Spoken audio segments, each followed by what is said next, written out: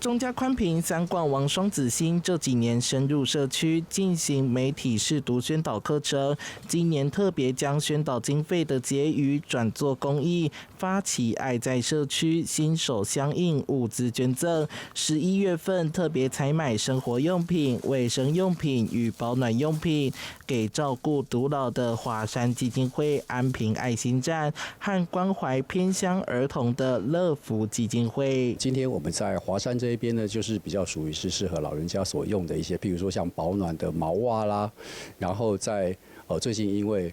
我们这个流感所以有一些酒精擦啦，然后还有一些日常的料理包等等。那希望让我们的华山可以有更多的物资，可以来帮助我们台南市更多的